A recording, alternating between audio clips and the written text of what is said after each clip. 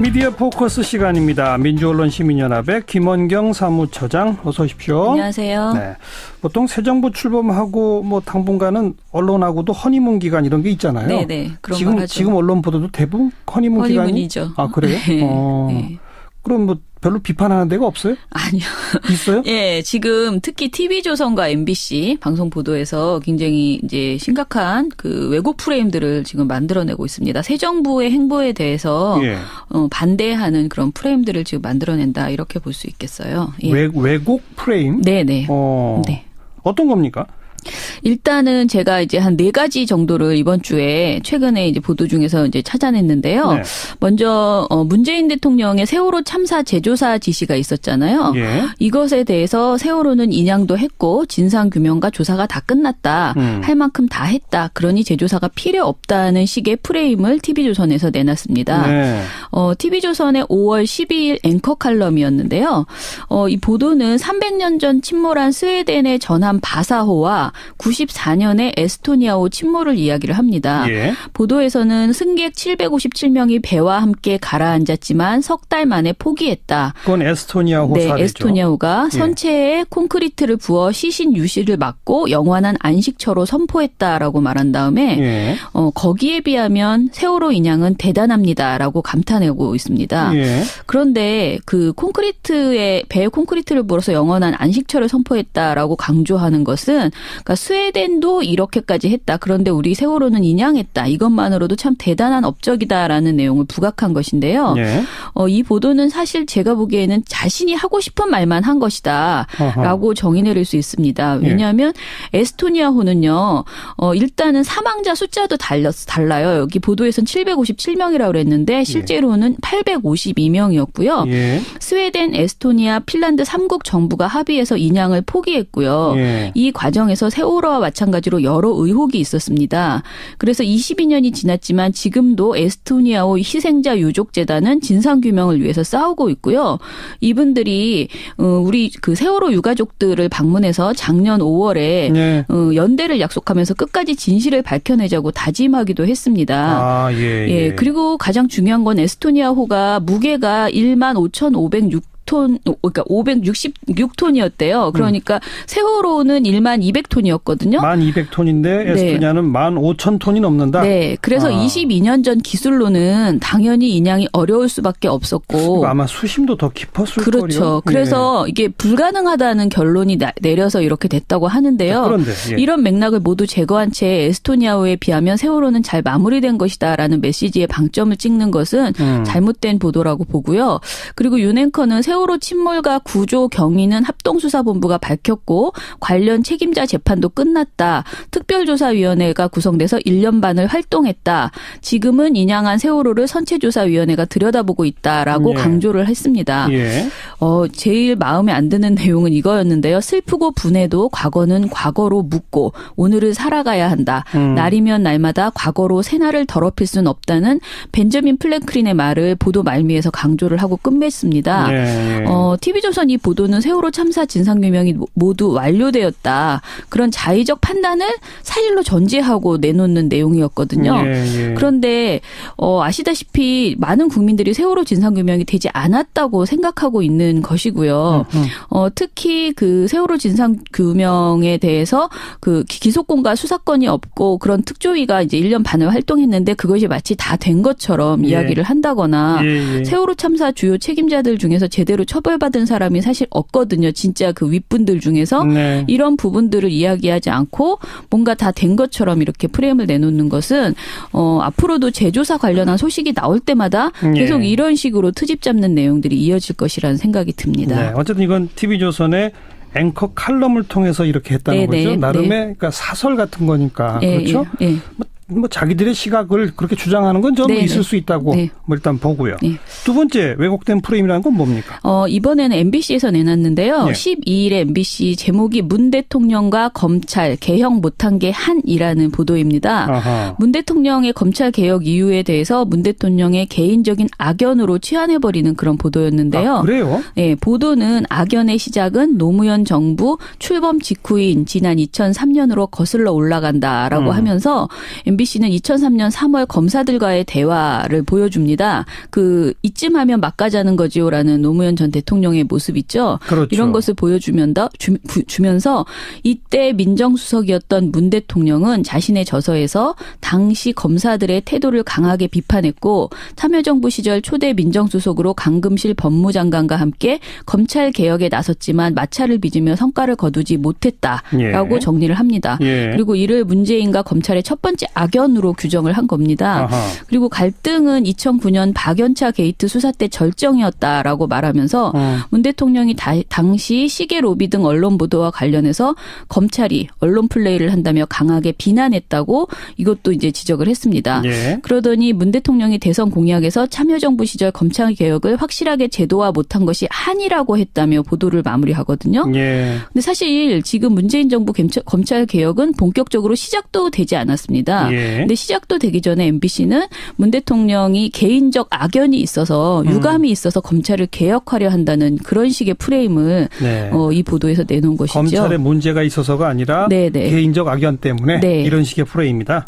아까 아까 TV조선과 MBC 두 개 다 마찬가지인데요. 사실 문 대통령이 그러니까 대통령이 되는 과정에서 사실 세월호 진상규명을 원하는 국민 그리고 검찰 개혁을 요구하는 국민의 뜻이 반영돼서 문 대통령이 선출되었다라고 그렇죠. 이렇게 봐야 합니다. 그렇죠. 그런데 예. 이런 내용들을 다 이제 한마디로 반대로 이야기하는 그런 프레임들을 지금 보도에서 내놓고 있다 이렇게 보면 되겠습니다. 네. 자, 세 번째 프레임은 뭡니까? 예, 세 번째는 또 앵커 칼럼입니다.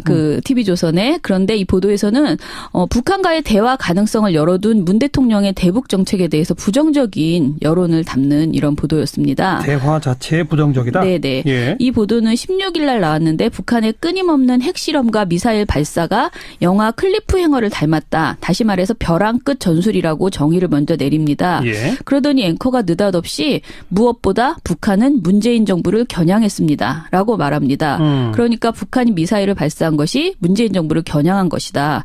라고 말한 다음에 후에 발사가 이루어졌으니까. 네. 예. 그런 다음에 문 대통령이 후보 때 당선되면 북한부터 가겠다 이런 말을 했다. 취임사에서도 빼놓지를 않았고 문 대통령은 어제 미사일 도발을 강력 경고하면서도 대화를 언급했다라고 지적을 합니다. 예.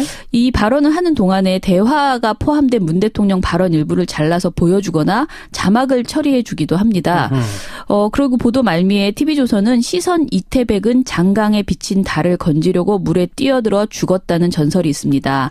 달은 이상이고 물은 현실입니다. 달 쳐다보다 도랑에 빠진다는 영국 속담도 있습니다. 라고 끝을 맺습니다.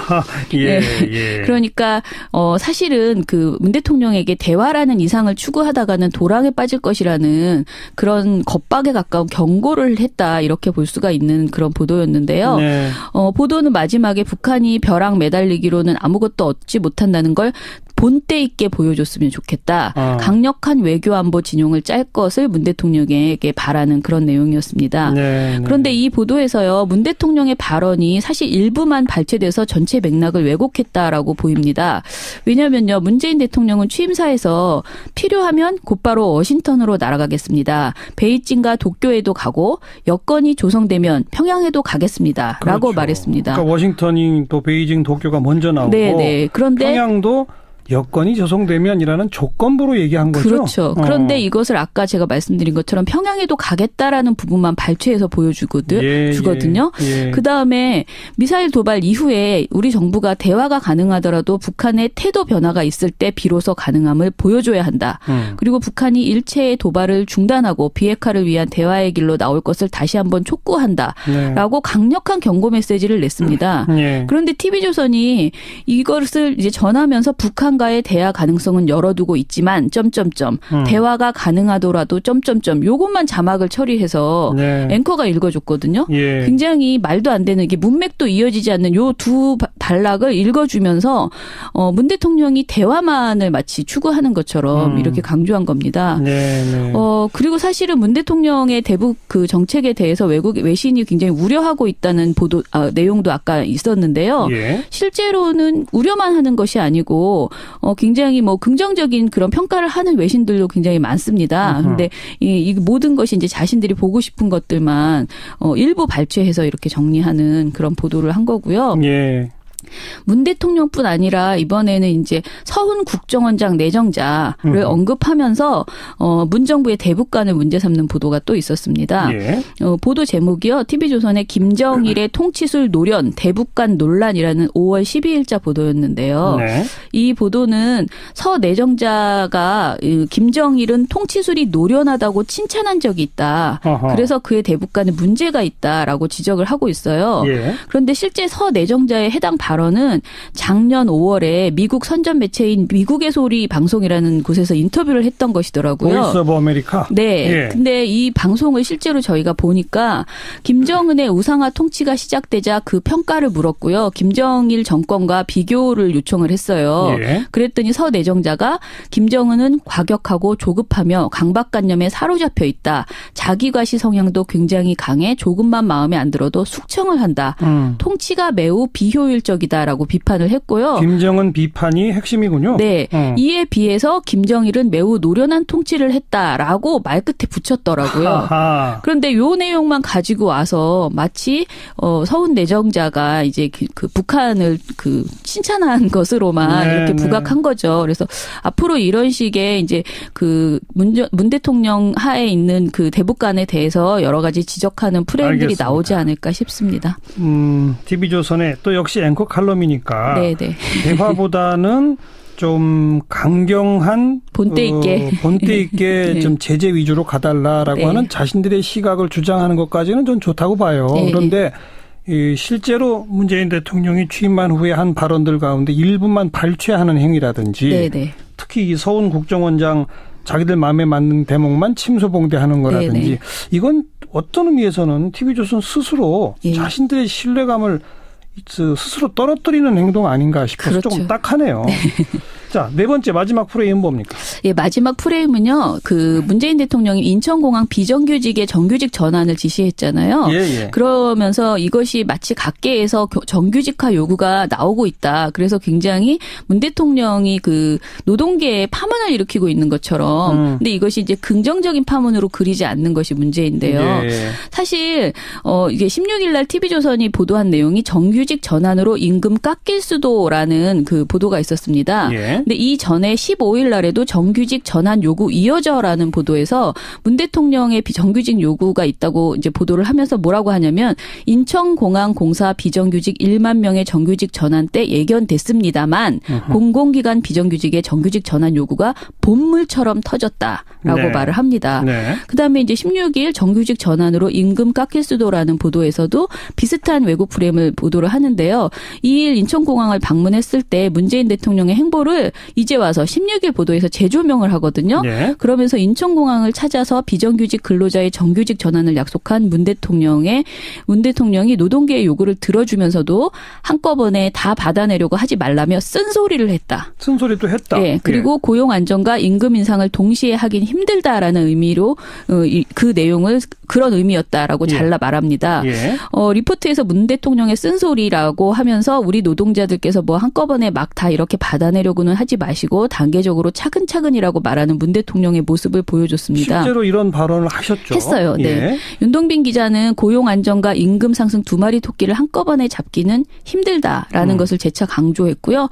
민주노총 등에서 정규직 전환 이외에 다른 약속을 요구하자 문 대통령은 기업에 부담이 될 수 있다며 차근차근 해나가자고 선을 그었다고 보도를 했습니다. 예. 여기다가 다시 노동시간이 단축되거나 하게 되면 노동자들도 그동안 초과 노동수당으로 유지해왔던 그런 임금들이 줄어들 수 있기 때문에라는 문 대통령의 발언을 덧붙여서 이것이 쓴소리를 한 사례처럼 예. 추가를 했습니다. 아니 여기까지는 사실 그대로죠. 그러니까 노동계의 그 오래된 요구사항인 비정규직의 정규직화를 네. 메인으로 하고 네. 노동자들도 너무 한꺼번에 얻으려고 하진 마라라는 예, 말도 했다. 네. 자 여기까지는 좋은데요. 그런데 이어서 이제 비정규직의 정규직 전환 작업에 들어간 인천공항공사에서도 일부 직군 임금이 삭감될 수 있다는 얘기가 나온다라고 전하고요. TV조선은 여기서 다른 것도 비슷하다면서 느닷없이 뭐냐면 학교가 제시하고 있는 금액대로라면 지금 받고 있는 금액에서 적게는 25%, 많게는 44%까지 임금을 깎아야 됩니다라는 서울대학교 관련 지금 서울대 지부의 노조 대표의 모습을 잘라붙였습니다. 서울대학교? 네. 인천공항 얘기하다가 갑자기 네. 서울대학교요? 그러니까 이제 지금 비정규직의 정규직 전환 이후에 다른 것도 비슷하게 뭔가 이제 혼란이 나오고 있다라는 그런 내용인데요. 예. 이게 저희는 비정규직 제로를 선언한 문 대통령 때문에 노동계가 시끄러워졌다는 프레임을 만드느라고 억지로 이미 이제 활동하고 있는 서울대학교의 상황을 갖다 붙였다라고 보는 것인데요. 예. MBC에서 이 같은 사안을 15일 날도 보도를 했어요. 근데 MBC 보도를 보면요. 서울대 비학생 조교의 파업을 전하면서 일반 업무를 해왔기 때문에 2년이 지나면 무기계약직으로 전환돼야 되지만 서울대 측은 그동안 이를 묵인해왔다.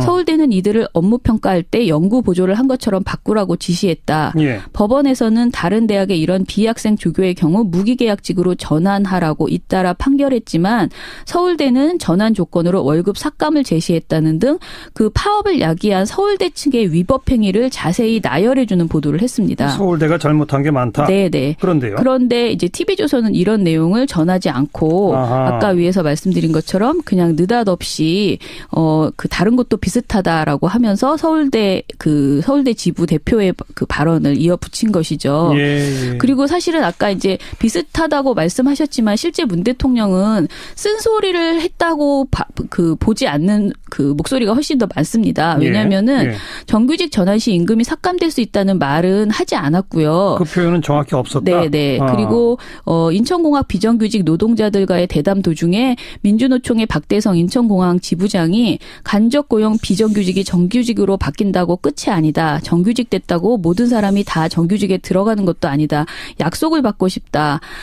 뭐 이런 식의 이야기들을 했거든요. 돌발 질문. 그러자 문 대통령이 우리가 앞으로 비정규직을 정규직으로 전환해 나가고 노동시간을 단축하고 좋은 일자리를 늘리는 방안이기는 하지만 그것이 쉬운 일이 아니다. 그래서 차근차근 하자 정도의 그런 말씀을 하신 거고요.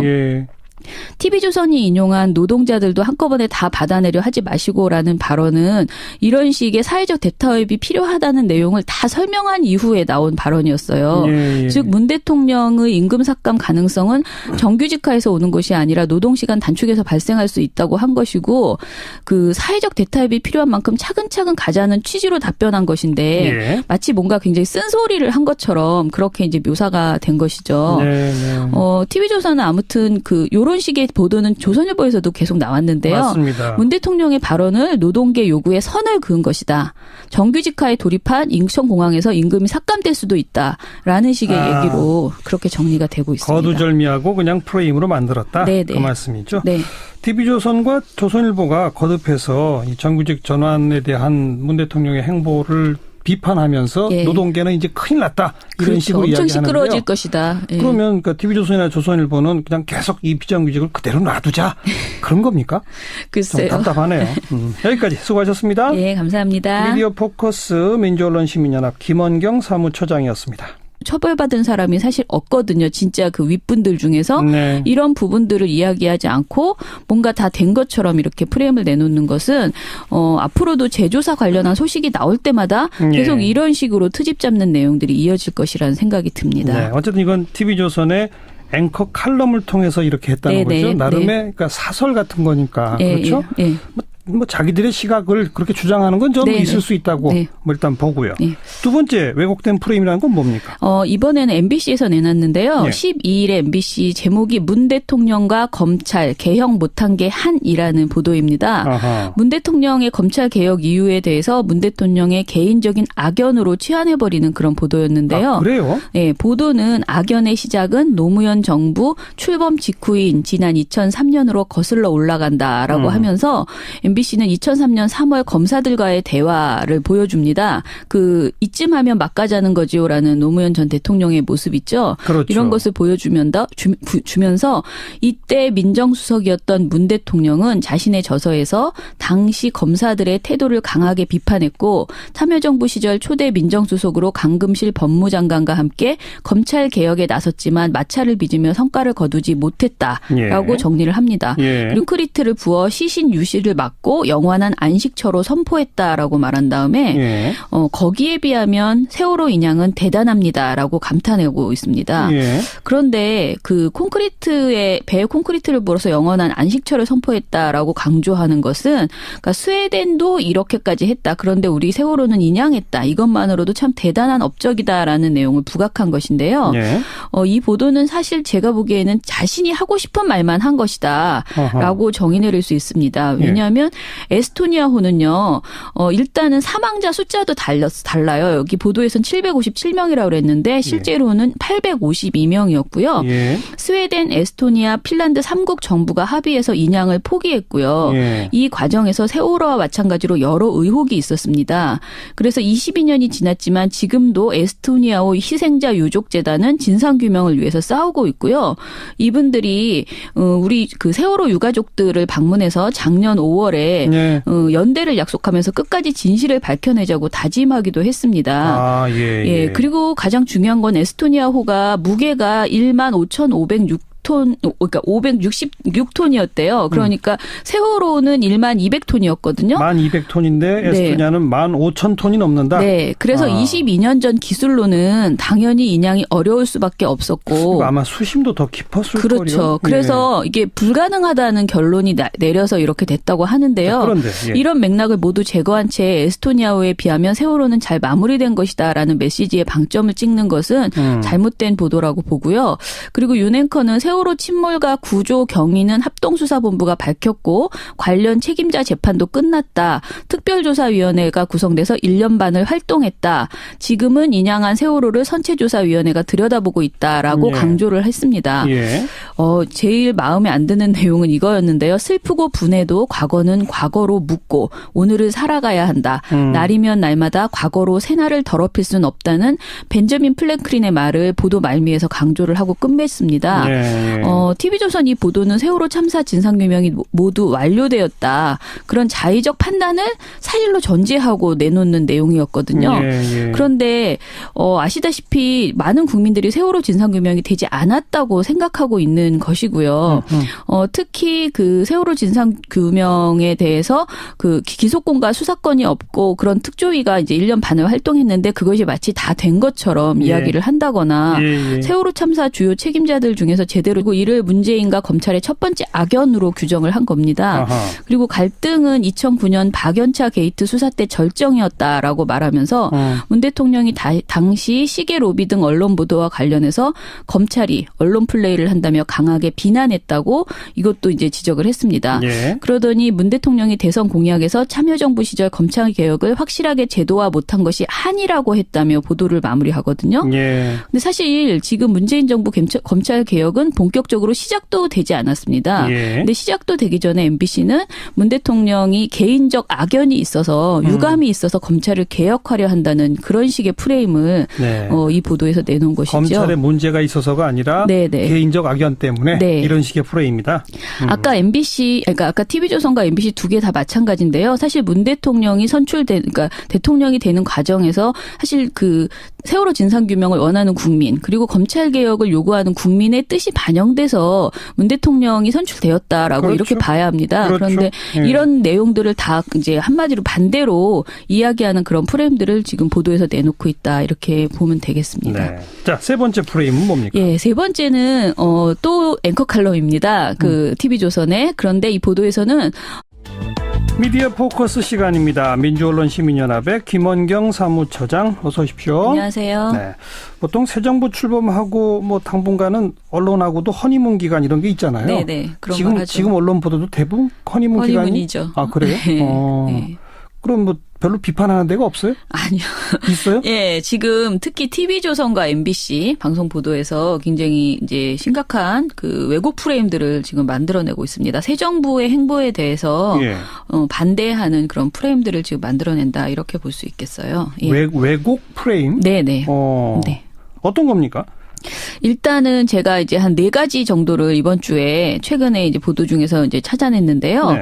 먼저 문재인 대통령의 세월호 참사 재조사 지시가 있었잖아요. 예. 이것에 대해서 세월호는 인양도 했고 진상 규명과 조사가 다 끝났다. 할 만큼 다 했다. 그러니 재조사가 필요 없다는 식의 프레임을 TV조선에서 내놨습니다. 네.